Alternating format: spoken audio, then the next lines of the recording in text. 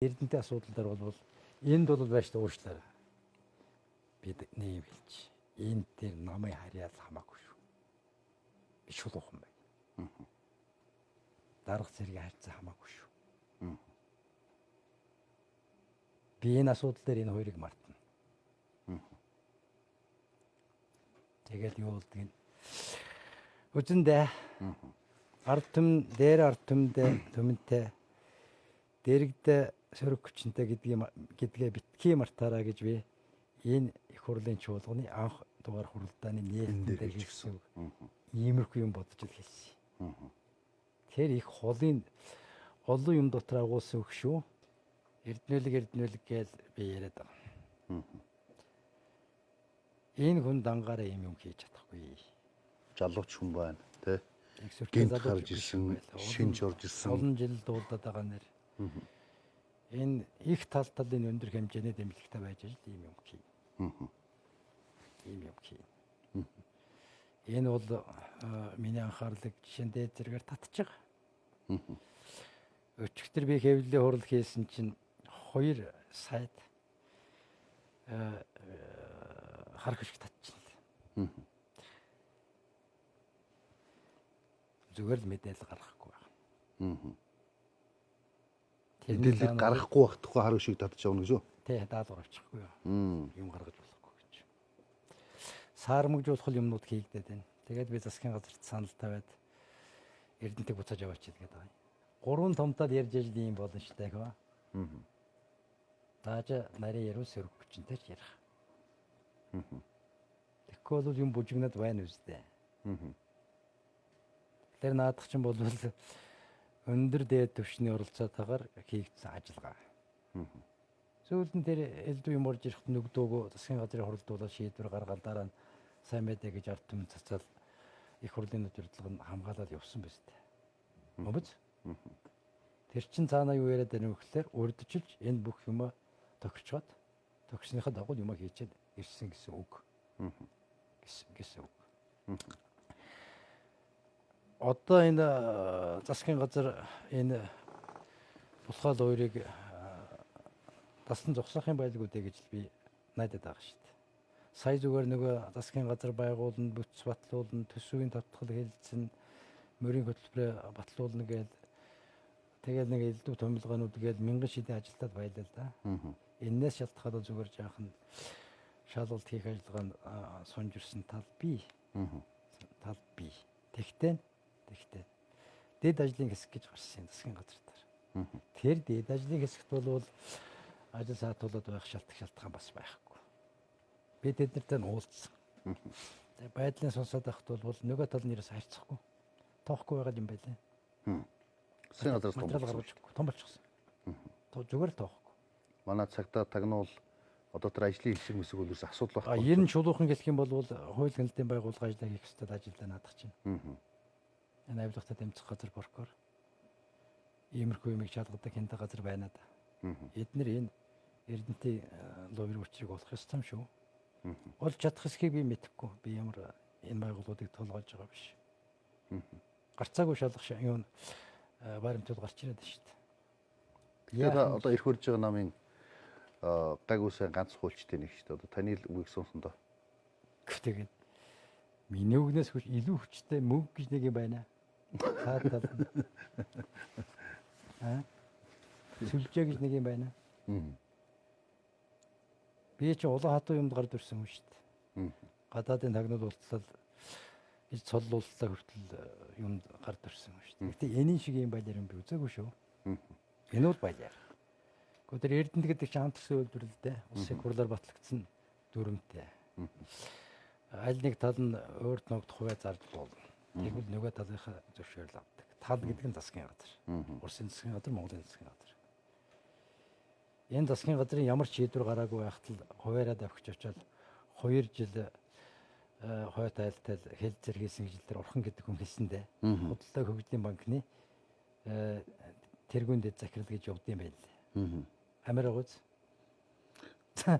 Засгийн газраас нь зөвшөөрөл авалгүй. Манай засгийн газар бол нөгөө талын худалдаж байгаа тэр 40%-ийг худалдаж авах даваа эрхтэй байхгүй юу? тэр даваа эрэхтэй засгийн газартай ярилгүйгээр нэг хувийн жижигхэн банкны захирал очоод хэлцээр хийж яах гэдэг чинь мундаг юм болж байна. Тэр чин цаад талд юу болсон юм гэхлээр энэ Монголын бүх том дарга нартай тохирчхад тэр хэлцээр хийсэн байж таарна. Мэдээж эхлээд тавьсан л замаа тавьж ижил гарна шүү дээ шүү дээ. Тэгэхгүй бол яаж тэр хийх юм? Бүх том дарга нартай шүү. Тэгээд тэр 6 сарын 13 засгийн газар нууц тогтоол гаргаж яхад бүх юм нийлэрч гарч ирж байна лээ. Их хурлын дарга хамгаалал тэр үед бас ерөнхий сайд нь гарч ард түмдээ сайн мэдээ тарааж яана гэж мэдээлэл хийгээд. Тэгээ Монголын Эрдэнэт Монгол их hulчлаг Монгол их гэж ямар юм бэ? Ганцхан хүнтэй компани болгоцоод Монгол ард түмний компани гэж ярьж болохгүй шүү дээ. Тэр ганц хүн чинь тэр компаниг өөрөнгөө дураар л ийш тийш болгох шүү дээ. Одоо ч гэсэн болгож байна шүү дээ. Ийм л юм явагдсан. Бүтэн 2 жил гэж байгаа юм. Оросын албаны Оросын тал бол их сонин санал тавьсан. 49% тухай тийм. 49% хувьцаа эзэмшигч нь Оростех гэж нэг л байдаг. Тэгэхээр 6 сарын 1-нд Монголын засгийн газарт санал тавихтай 2 сони юм бичсэн байна. Нэгдүгээрт танаа засгийн газар 49% худалдаж авах даваа эрхээс татгалзаа. Тулгын шаардлага маягийн болж шүү дээ. Хоёрдугаарт энэ Монголын Копер корпорацид бид зарна гэсэн агуулгатай бичих явуулаад Монголын засгийн газарт. Тэгээ тэрийг нь хүлээж аваад судалгүй 6 сарын 13-нд засгийн газрын хурлаар гэнт оруулаад тэгээд тэр Оросын талын хувьцаа эзэмшигчийн саналаар шийдвэр гаргачихсан. Оросын засгийн газрын санал тавьж манай засгийн газар хөдлөх ёстой байхгүй юу? Хоёр өөр юм байгаа. Нэг нь хувьцаа эзэмшигч гэж. Нөгөөх нь гэрээний талууд гэж. Гэрээ ёсоор бол Оросын засгийн газар манад энэ саналаа тавих ёстой. Манай засгийн газар тэрийг нь авч үзэх ёстой. Тэгтэл хувьцаа эзэмшигч Оростехийн санал тавихад манай засгийн газар оролдоод юм шиг юм гарсан. Оросын талд шийдвэр гаргахтаа бас их сонин гарсан. 6 сарын 1-нд тэр Оростех нь энэ ерөнхий захирал манад бичих явуулчихад 6 сарын 2-нд буюу өдрийн дараа Оростехийн хяналтын зөвлөл гэдэг юм ичнээгээр хурал гэж юм хийгээд ичнээ хурал гэдэг би ойлгохгүй байгаа. Гаши. Тэгээд яг тэр өдөр нь Монголын засгийн газар зөвшөөрөх юм бол худалдаг гэсэн ерөнхий сайдын захирамж орсон байдаг байхгүй. Гол хоёр байгууллагын шийдвэр гараагүй байхад тэр Оростехийн ерөнхий захирал нь Монголын засгийн газар саналаа явуулчихсан гэж. Тэгтээ дэрэн дотор тэр худалдаж авах даваа эрхээс засгийн газар татгалзаа гэсэн гарчигтай бүр гарчинд нь тэрийг бичсэн байна. Тэгэхээр ерөнхийдөө бол наадах чинь бол жижиг хүрээлэлд энэ хойд айлд хоёр талаас хүмүүс оролцож хийсэн ийм л хувилдааны шинжтэй харагдаад байгаа. Тэгтээ ямар бид нөгөө талыг шүүх биш. Гал дээр хөдөлгөөр хөдөлсөн. Одоо бол энэ 49% худалдаж авсан гих этгээдүүдтэй засгийн газар 51% эзэмшигчийн хувьд яаж харьцах вэ гэдэг асуудал ярих байдал үлдсэн. Хоёр хувилбар байна. Нэг үг ярих юм бол энэ 51-49-аараа цаашаа явах нэг хувилбар. Тэр нь бол засгийн газар шийдвэрээ гаргаад энэ хувьцаа эзэмшигчтэй хурлаа эхнээс нь хийгээд тэр төөзийн гишүүдэд томилоод тэгээд дөрмөө дахин батлаад явах нэг арга. Хоёр дахь арга нь бол энэ 49%-ийг авсан гэх этгээдүүдтэй ярилцаад энэ Эрдэнэт үйлдвэрийг 100% төрийн мэдлийн үйлдвэр болгох үйлдвэрээр үлдээх. Би бол хоёр дахь хувилбарыг яриад байгаа. Энэ Монголын ард түмнийг 40 жил дэжсэн үйлдвэрийг ингэж нэг хэсэг хүмүүсийн мөнгөтэй хүмүүсийн тоглоом болгож болохгүй. Энэ үйлдвэр цаашдаа 40 жил Монголын ард түмнийг тэгж байна. Энийг улсын хяналтаас алдаж болохгүй. Тэгэхээр мөнгө гаргасан гэж яриад байгаа хүмүүст нь мөнгөд буцааж төлчихөд тэр шудраг мөнгө байх юм бол тэгээд энэ улсын үйлдвэр болгоё. Буцааж авъя. Буцааж өөр юм улсын үйлдвэр болгоё. Гэсэн юм бол ярьж байгаа юм да. Би хувьд бол тийм байр суурь. Засгийн газрын ерөнхий сайд их хурлын удирдлагч биеийн санаагаар хэлсэн. Ирэх барьж байгаа нам гэдэг утгаар бид чинь 6 сарын 28-нд Энийг засна гэдэг мэдээлэл хийчихсэн ном шүү дээ. Одоо энэ хотын дараа улсын Сумдан Батболд гарч мэдээлэл хийсэн юм. Тэр мэдээллийнх нь үгийг би биччихсэн юм. Номын байранд шүү. Би байсан тэнд. Одоо тэр мэдээлэл ажил хэрэг болох байлгүй манай засгийн газар. Би шулуухан хэлье. Жаахан удаад ахлаар нь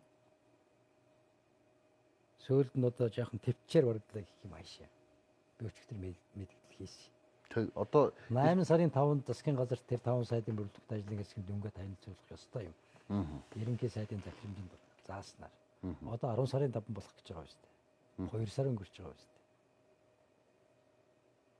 дээ. Ингээд жаахан хугацаалдаад ахлаар нь би өчигдөр тэр мэдээлэл чуулганд хийсэн. Хийн гэдэг яаж хэлсэн хүмүүст. Одоо хийх цаг боллоо. Эннээс хойш цаг байхгүй байна. Энэ үйлдвэр чинь хувьд очиж сайжирчихсан байх гэж бодсон чинь 5-20 дахин 10 дахин багаар төлдөг болчихсон байна. Нэг хүн дангаар ноёрхож байгаа юм байна. Засгийн газрын чинь 51% гэдэг юм байхгүй болж гэдгийг хэлээл өчигдөр юм хийж байгаа шүү дээ. Энэ эрдэнтийн асуудал. Ард түмэн ёстой хоёр нүдэнжилтэл харж байгаа шүү. харж ирсэн. Бүгд харж ирсэн. Ардын намын асуудал яаж хандах нь гэдгийг. Энэ 65 суудл авсан явдал чинь энэ эрдэнтийн дүүрийг эсэргүүцлийн нэг илэрхийлэл байсан шүү дээ. Сонгогчдын санд яг 6 сарын 28 гэхэд хаашаа гэдэг ингээд динжигэнжсэн үед эрдэнтээ тавьчихсан. Эрдэнтийн асуудлаар гарч иж мэдгэлэл хийгээл тэгэл нэг тийш наашаага халирчихсан. Ийм л юм надад жишээ харагдаад байдаг байхгүй юу? Мэдээж хэрэг эрдэнтийн асуудалгүй гарахаар хүмүүс байсан. Тэгэхдээ ингээд 65 болслоо нэг тал руугаа санал савна гэдэг чинь болвол энэ нам л энэ дүүрийг нэг зогсоож өгч магадгүй гэж л итгэсэн ард түмний итгэлэл байсан юм шүү дээ. Би тэгж л ойлгод юм. Миний буруу байж магадгүй. Энэ сонгуульд өрссөн хүмүүс чинь санал ураж дуустал ажижчгүйгээл яхаа мэтгэ байж байгаа санал ураагаад нэг гараад ирэхлээр эрийн сайнд их хурлын гишүүн болчихсон юм шиг төөрөөд явцдаг юм байд юм л да. Би болвол эрийн сайных гэхээс илүү энэ эрдэнтийн дүүрийг энэ нам тасн зогсоож магадгүй гэдэг тэр давлгаал их хүчтэй эцсийн дүнд нөлөөсөн гэж ойлгох юм шүү дээ. Тэгэхээр би яагаад шавдуулаад байна вэ гэхээр энэ ард түмний итгэл рүү битгий ус хийгээч. Засна гэж амарсан энийгээ засаа. Цаг битгий алдаа. Би наад эрдэнтийн ч асуудаг байж засгийн газар байгуулагддаг байх гэж нарийн хүрээнд ярьсан. Жижиг хүрээнд. Хүрдлээ. Ойлгомжтой л өөрөө өвчлээ. Ганцхан сая төгрөгийн 4 сантаа компанитай байсан гэнт огцон мөнгөтэй болоод 2 өдрийн дотор энэ бүх юм хөөж өгнөлөө хийчихлээ. Энэ ойлгомжтой л өөр. Цаад талд нь наадахын чинь эрдэнтийн мөнгөөр хувийн болох гэж байгаа ийм л башир арга явж байгаа. Би тэгээд засгийн газрыг энэ нэг зөрөгтэй хөдлөөд өгөх болов уу гэж горьдоо суугаад байгаа юм энэ шүү дээ. Чамаас нуух юм байхгүй та нараас. Би зарим засгийн газрын гишүүнтэй аюултай муудалцаж байгаа. Чи энэ ажлаа хийж чаддгүй бол зүгээр л явсан чинь дээр. Яах гэж тангар өргөсөн, яах гэж их хурлын гишүүн болсон, яах гэж сайдуулсан чи. Өчигдөр зарим их хурлын гишүүнтэй ч би өөрөндөө бас л тартур гэсэн яриа хийсэн. Сонгогдсон тойрогч нь ийм болчиход байхад чи яагаад чимээгөө суугаад байгаа юм бэ? Бич. Тэгэхээр наа чи хүнд хэцүү ярианууд цаад талд нь явж байгаа шүү.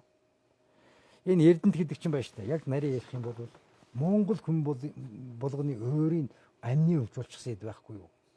Зүр сэтгэлд нь байдаг юм байхгүй. Өөртөө бүтээж босгож ирсэн. Оюун тархинд орчихсон. Эрдэнтийн хүчээр бид нэр өдөө дайт явж яах гэдэг бодол хөдөөний мал маллаад явж байгаа гэрийн малчин хүний тархинд нь хүртэл суучсан байгаа байхгүй юу?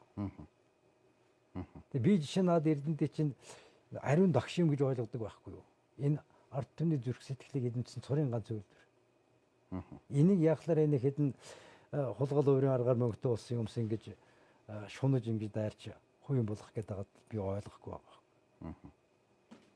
Би тэгээд наад Эрдэнэ төлбөрийн чинь төлөө сүүлчийн цамц урагдтал үлдсэн гэж өөр Батүйл ярьдаг бол тулдна гэж өөр таарсан хүмүүс болгондоо хэлээд байхгүй. Оюу толгойн гаргаж байгаа зэсийн хэмжээ Эрдэнэтэй гаргаж байгаа зэсийн хэмжээ хоёр ойролцоод энэ жилийг би ярьж шүү. Эрдэнэт 95 мянган тонн оюу толгой 146 мянган тонн гаргасан байна лээ. Нэг хол зөрүү байхгүй байгаа үст. Тэгэхэд оюу толгой 244 тэрбум төгрөгийн татвар төлөөд Эрдэнэт 10 дахин бага буюу 20 тэрбум төгрөгийг төлсөн байгаа юм да. Үнийн зөрүү нодлон жил энэ жил хоёрын ялгаатай гэсэн юм бас ярих гээд байна л. Нодлон жил тонн зэс $5,200 байсан. Энэ жил $4,800 байна л да. Бас л яхтар ялгаа. Ялгаа байхгүй $400 орчим ялгаа. Татвар 10 дахин багасах шалтгаан биш байгаа биз? Ийм юм болчиход байгаа.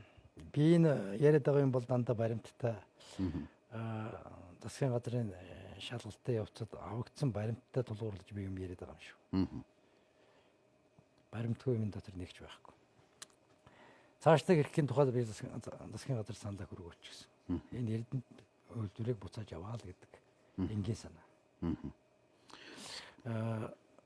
Буцааж аваад тэгээд тэр худалдаж авсан их усраа шалгаа. Үнэхээр мөнгө шилжсэн юм уу юу? Шилжсэн бол тэр мөнгө ямар их усртай юм гэж. Сэжиг их төрүүлж байгаа нэг юм байна. 2012 онд нэг хүн нэг жижигхэн компани байгуулад Жумалич үл юурчул. Тэр компани бараг л одоо баримт бичигдэл компани л да. Үйл ажиллагаа бол байхгүй. 1 сая төгрөгийн 4 сантаа. Тэр компани 14 онд нэрээ нэг өөрчлөөд сарын дараа дахиж нэг өөрчлөөд тэгээ 2 жил энэ 1 сая 4-ийн сантаа байж хагаад 16 онд оны ихэр нэрээ өөрчилсөн. Тэр Mongolian Copper Corporation гэдэг юм чинь энэ. Энэ бас л үйл ажиллагаа явуулдаг компани. Зүгээр нэг гишүүнтэй нэг хүний нэр дээр бүртгэлтэй. 1 сая төгрөгийн 4 сантаа. Байжсэн 16 он гарангууд л 10 тэрбумаар 4 сан нэг нэмэл. Сарын дараа 100 тэрбум төгрөгөөр дахиж нэг нэмэл. Бүрөө төвшин гэж нэг хөөхт байх. Жохон хөөхт. Жамаас зөөлөх юм шиг үлээ.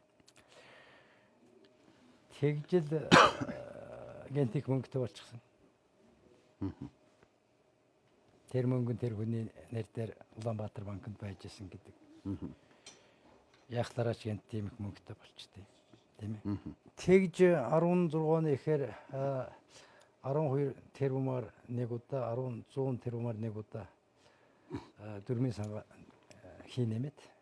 Тэгээд тэр хөөхтийн данснаас тэр 4 сан шилжсэн гэж байгаа маа. Уулга бичээд. Ингээд гэнт мөнгөжэд. Тэрнээс 2 сарын дараа юм да. Энэ их хэмжээний төлбөр хойшоогоо хийгдсэн.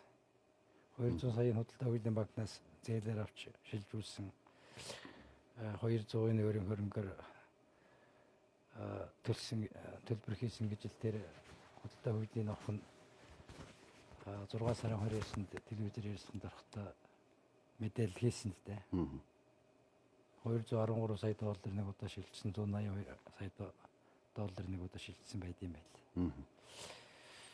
Тэгээ би энэ их усвэрч ямар учиртай юм энийг шалгах гэж засгийн газарт хэлээд байгаа юм. Хаанаас гарч ирсэн? Гэнт хаанаас гараад ирсэн?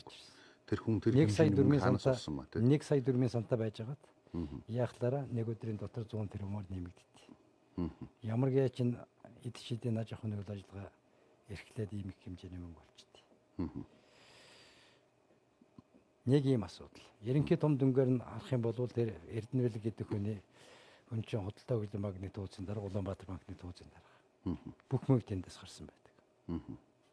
Тэр хойшоо төлбөр хийсэн бүх мөнгө. Мөнбөц. Тэгээд Худалдаа хөгжлийн банк Монголын Copper Corporation-д 200 сая долларын зээл болгохтаа сая төгрөгийн дөрмийн сантаа компанид яахлаараа 200 сая долларын зээл өгдөө. Аюултай асуудал гарч ирж байгаа үст. Юу барьцаасан ямар үндэслэл Энэ бол болсон юм? зүгээр том жирийн зургаар нарж авахад Санкогийн луур. Арилжааны банкны дотооддаг Санкогийн луурын бичлэлтүүд. Тэгээд энэ их хэмжээний хоошо төлбөрхийсэн гэх мөнгөний их өсвөрийг шалгах гэдэг асуудал тавиад байгаа. Эндээс л наад 40%-ийг худалдаж авсан үйл ажиллагаа чинь цэвэр байж байгаа юу гэдэг яригдаж эхэлнэ дээ. Хэрвээ зөв ер нь хоёрдугаарт засгийн газрыг 51% их мэдлэг одоо тэр үйлдвэр дээр тогтоо гэдэг юм. Одоо бол засгийн газрын тэнд орох нүх байхгүй болсон. Ямар аргаар хийсэн гэхээр 6 сарын 27-нд тэр сангийн сайдын тушаалын дагуу хийгдсэн сангийн сайд долларын гаргасан тушаал гэдэг байгаа. Нууц тушаал. Батлагдсан Эрдэнэт үйлдвэрийн дүрм гэж байна. Тэр дүрмээр бүх эрх мэдлийг туузын даргад өгчихсэн. Туузын 6 хүнтэй байна. Тал талаас 3 гэж. 3 цөөнх нь 3 олон гин. Тэгээ 6. Гэхдээ туузын дарга нь цөөнхийн төлөөлөл байна гэдээ хийчихсэн нэг. Хоёрдугаарт 6 хүний санал тэнцэх юм бол туузын даргын саналаар асуудлыг шийдвэрлэнэ. Ерөөсөө бүгдийн дүрмээрээ нэг хүний их мэдлийн болгоцсон биз дээ. Нэг хүнд өгчихсэн. Тэгээд дээрэс нь хяналтын дотоод аудитын хороо гэж байна. Тэрийг бас зөнхөөс байна гэж байна. Нөгөө хяналт тавьдаг юм чинь дахиад зөнх чилж байгаа. Дотоод аудитын хорооны даргыг туузын даргын саналаар томилно гэж. Тэгэхээр өөрөө өөртөө хяналт тавьна гэсэн. Өөр ямар хяналт авахгүй гэсэн үг тийм ээ. Дээрээс нь боловсон хүч элдв юм шийддэг нэр дэвшүүлэх хороо гэж юм байна. Тэрний дарга нь туузын дарга байна гэж байна. Мөн биз? Тэгээд бүх томилгоо туузын даргын саналаар шийдвэрлэгдэнэ гэж байна. Тэр хөрөнгө оруулалт, эдийн засаг, элдв эрдэнтийн үйлдвэртэй холбоотой бүх асуудал эцсийн шийдвэрийг тууз гаргана. Тэгээд тууздар дахиад туузын дарга санал тэнцвэл туузын даргын саналаар асуудлыг шийдвэрлэнэ гэдэг. Ингээд туузтай худалдаа хөгжлийн банкны орхоноос эхлээд нөгөө л мөнгө гаргасан банкны төлөөлөл шигэд орчихсон. Засгийн газрын энэ 51%-ийг төлөөлж орсон Шинбаатар гэдэг хүн 7 сарын 7-нд өөрөө тушаал гаргаад гүйцэтгэх захирлын нэгдүгээр орлогч болчихсон. Гүйцэтгэх захирлын чинь туузын даргын саналаар томилж байгаа. Мөн биз? Тий. Тууз болон туузын даргын санал. Нөгөө нэр туузаас гарсан шийдвэрийг туузын дарга өөрөө хянана бас. Тий.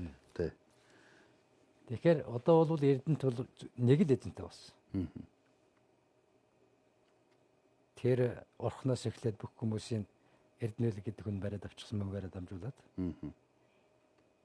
Тэгээд туузын дарга гэдэг ганцхан хүн эзэн дэндээ шийдвэр гаргав. Тэнд бол нэг хүний хаан засаглал тогтсон. Сая засгийн газрын ажлын хэсгийнхэн зайлвал дүрм мөрмөөгөөч материалаа эрүүлээч гэхэд бол юу тоохгүй авч хэлцэнгүй байлээ. Марцчихгүй байлээ. Засгийн газрын тоогоо очсон бүр. Тэгээд өгдөг татвараа гүйцэтгэхгүй. Баг гэхэд хамгийн баг гэдэг. Төлдөг татвараа 20 дахин бууруулчихсан. 10 дахин. Тэгээд засгийн газар энэ үйлдвэр дээр бий болсон нөхцөл байдлыг ёстой нэг онцгой дэглэм гэдэг юм тогтоож одоо энэ 6 сарын 27-наас хойш болоод өнгөрсөн бүх юмны учрыг олох хэрэгтэй одоо. Тэр хөрөнгө мөнгө хайцсан. Томилгоо юу болсон? Эрдэнэт 51%-ийг эзэмшигчийн хувьд засгийн газар энэ дээр бол дөрвтэй шалгалт хийж учрыг олохгүй бол энэ аюултай. Засгийн газрын хурланд орох чинь ардын нам засгийн газрын бүрэлдэхүүнд байгаагүй шүү дээ. 6 сарын 13 засгийн газрын хурал болсон. Тэр засгийн газрын бүрэлдэхүүнд чинь арчилсан намынхан байсан. Одоо энэ хоёрынхан байсан. Тийг сони өмнө сайд нар нь яриад байгаа байхгүй юу? Засгийн газрын хуралдаар тэр Эрдэнэтийн дэвшүүлсийн хувийг худалдаж авах давуу эрхээсээ татгалцах хуралдаар бараг хурал болоогүй. Нэг юм уутнасаа гаргаж ирээд нэг үг хэлээд дуусгачихсан. Би байгаагүй гээд Уянбаатар, Баянсэлэн одоо хамгийн сүүлд зөрөгт байна шүү дээ. Нөгөө зураг авдаг зөрөгт. Эдгээр яриад байгаа. Зураг авдаг. Тэгж яриад байгаа байхгүй. Тэгээд наад засгийн газрын тогтоолоор чинь сэжиг нэг юм байна. Уг нь бол энэ сангийн яамын асуудлыг хариуцж оруулах хэрэгтэй юм болор. Засгийн газрын тогтоол дээр нь аж үйлдвэрийн Эрдэнэбат гар үсгчихсэн байгаа байхгүй юу? Мөмбөц? Аж үйлдвэрийн яамд Эрдэнэтэй энэ асуудал падлий байхгүй. Яагаад гэвэл сангийн яам нөгөө төрийн төлөөллийн байгууллага нь төрийн өмчийн орооч сангийн яам шилжчихсэн байсан үе байхгүй. Тэгэхээр төрийн өмч худлын өмчийн асуудал яригдчих хат аж үйлдвэрийн яамд хамаагүй л байдаг байхгүй. Тэгээд тэр засгийн газрын бүрэлдэхүүнд байсан сайд нар чинь доктор юм сони юм яриад байгаа байхгүй. Дахиад нөгөө хувилдан болохыг юм сайд нар яриад байгаа юм байна чинь. Би ер нь хэвлийнхнээс юм хүсдэг хүн шүү дээ. Би өчигдөр хүссэн шүү дээ. Би мөхсөж магадгүй. Та нар надад тус болоорой гэж. За талд нь миний ярьж байгаа юмыг хаах. Хариу эргүүлээд дайралт хийх. Мөнгө зөндөө байна. Эрх мэдэл зөндөө байна. Өчигдөр л одоо тэр энэ асуудлаар хоёр том хүний заад талд байдаг хоёр сайт зүгээр л хар хөш хаачиж байгаа байхгүй. Тэгээ би зарим зүйл өнөөдөр утас шоглсон. Чи хөшгөө хаагаад дийлэхгүй. Чамаас өөр зөндөө юм байна. Харин та нар мангар юм шиг хөшгөө хаажгаад цаад талд нь сонирхолтой гэдгээ надад баригдчихлаа. Толгоогоо жаах ажиллаж сургээд би утсаа тавьчихсан. Худалдаа хөгжлийн банк Улаанбаатар банк хоёрын Эрдэнэтийн 49% хувийг худалдаж авсан явдлыг ингээд зургийг хараад ахлаар их эвгүй зураг харагдаж байгаа байхгүй. Мөмөд. Одоо наад банк чинь хөтөл дархны хар төмбөлөг хоёрыг эрхшээлд оруулчихсан. Одоо өгсрүүлээд Багнуур 3 4 дугаар цахилгаан станцыг яг энэ Эрдэнэтийн 49%-ыг авдаг муу аргаар авах гэж байгаа байхгүй. Бэлтгэл нам сонгуулийн үеэр Багнуурын 29%-ыг авах гэж нэгэд материал барьчихсан хүн надад уулзчихсан. Худалдаа хөгжлийг авах гэж. Тэгээ энэ өөрөө юу болж эхэлж байгааг гэхээр энэ улсад монопол хяналт тогтоох гэж байна шүү дээ. Бүх аж ахуйн нэгжүүдийн эрхлэлд оруулаад хөрөнгийн хүүсвэр тий. Хөдөлдөг үйлдвэр, гаргадаг цахилгаан, дээрээс нь бүх улс төрчдийн бүх улс төрийн намуудыг худалдаж аваад бүх улс төрчийг худалдаж авч чадахгүй л дээ. Голлох толгойлохын лав шүү дээ. Ингээд ерөнхийдөө наадах чинь Монголд нэг юм мафийн сүлжээ өсөх гэж үздэг байгаа байхгүй юу? Тэгэд миний дургу хүрээд байгаа байхгүй юу? Би 2000 онд тэр маф магийн юмтай чинь гар зөрүүлж лээсэн. Одоо миний бүх амьдрал энэгээр дуусах юм шиг байна. Гэтэ би Монголд энэ 3 сая хүнд мафийн сүлжээ хэзээ ч бий болгож болохгүй гэж хатуу боддог учраас би яг энд хөтлөгтөл юу л чамаагүй явж ороод байгаа учраас энэ шүү дээ. Мөмбөц? Одоо энэ худалдаа хөгжлийн банкны хувь эзэмшиж байгаа хүн чинь манаад ч нөгөө талд ч 70 сүлжээтэй л байх. Арчлан тэр гэж би хэлж шүү. Хотын захиргаа хаваар л иргэд байсан хүн л дээ наадах чинь. Хотын банк хаваар л иргэд байсан хүн л дээ. Одоо жишээ нь хотын захиргааны санхүү хөрөнгө оруулалтын хэлтсийн даргыг 2008-аас 10 онд хийжсэн, 12 онд хийжсэн. Бас нэг Эрдэнэ Бэлэг гэдэг хүн Эрдэнэ төлөвлөрийн санхүү эрхэлсэн захирлаар очиж суучихсан байна. Сэжгийн байгаа үз? Ба нэрэж дахиад хот дээр гэлжсэн. Ийм юмнууд яваад наадах чинь хэрэг дээр өөрсний мэдлэгүүгээр ийм мафиазын зохион байгуулалтаар улс төр нь мөнгөтэйг аж ахуйтай явж ороод байгаа байхгүй. Нэг уутлаа. Миний энэ сүхэн дээр хүзүүгээ тавьж зүтгээд байгаа учраас чинь ийм учиртай юм. Тэрнээс над би ямар дайсуурахын дунд тусчихсан ба шүү дээ. Би ч хангалттай дайсантайгүй шүү дээ.